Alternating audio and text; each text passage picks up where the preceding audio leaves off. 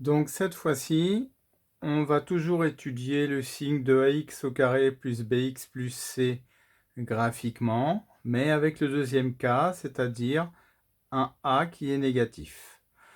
En gros, on aura donc une parabole inversée, c'est-à-dire la tête en bas, donc dirigée vers le bas.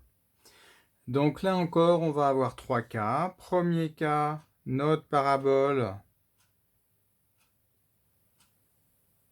se trouve sous l'axe des x. Deuxième cas, notre parabole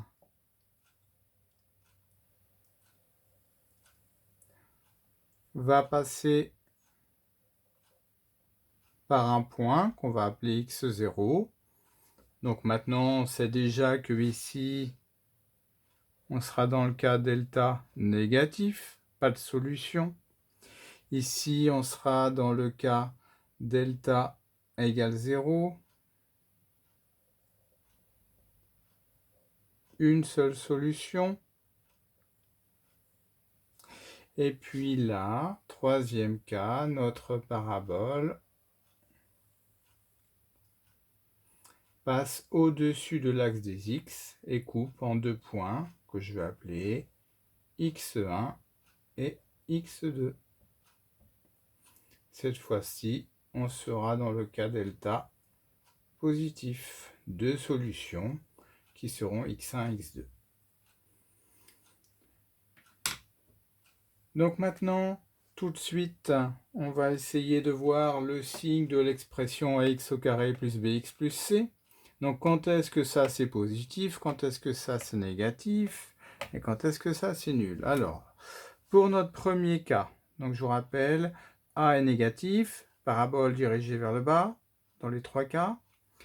La parabole est sous l'axe des x, ça veut dire quoi? Ça veut dire que la parabole va être toujours négative. Donc ici, on n'aura que des valeurs négatives de y, puisque on ne peut pas avoir de points au-dessus de l'axe des x qui serait sur la courbe, évidemment. Donc y ne peut pas être positif, y est toujours négatif. Donc ici, on aura f de x négatif pour tout x.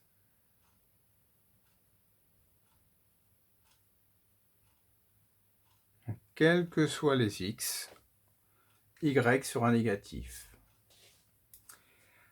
Deuxième cas de figure, donc c'est-à-dire la parabole passe uniquement par un point.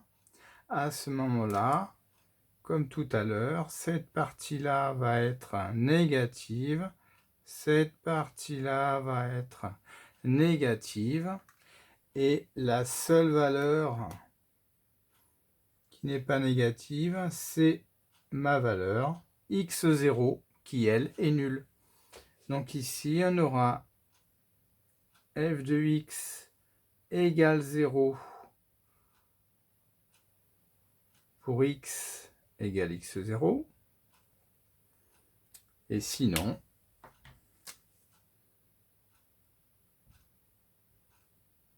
hop, donc sinon, eh bien, f de x est toujours négative. Voilà.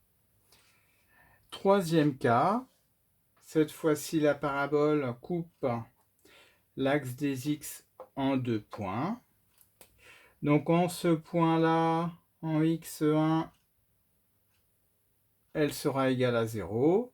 En x2, elle sera aussi égale à 0. Au-dessous de l'axe des x, on aura des valeurs négatives. Et au-dessus de l'axe des x, on aura des valeurs positives. Donc cette fois-ci, on a exactement l'inverse de tout à l'heure. Donc si je prends une valeur de x qui est là, par exemple, eh bien f de x sera positive. Si je prends une valeur de x qui est là, f de x sera négative. Alors, idem pour faire plus simple ici. Comme là, j'ai des positifs, des négatifs, etc. Je vais donc ici écrire x, f de x. Mes deux valeurs importantes sont x1 et x2. Je sais que cette fois-ci, ma fonction f est positive entre x1 et x2. Tout à l'heure, c'était l'inverse, elle était négative. Donc là, on va avoir un plus. Inversement, si je me place avec des valeurs inférieures à x1, elle est négative. Si j'ai une valeur de x supérieure à x2, elle est aussi négative. Et bien entendu, en x1 et x2, elle est nulle. Donc je connais exactement le signe de l'expression ax au carré plus bx plus c. Je sais que c'est négatif si x est inférieur à x1. Je sais que c'est positif si x est compris entre ces deux valeurs. Et je sais que de nouveau, c'est négatif si x est supérieur à x2. Voilà. Donc là, je crois avoir terminé. Les 6 cas qui existent au niveau graphique, on a vu les 3 cas tout à l'heure où a était positif, donc parabole dirigée vers le haut. Là, on vient de voir les 3 cas pour a négatif, c'est-à-dire parabole dirigée vers le bas.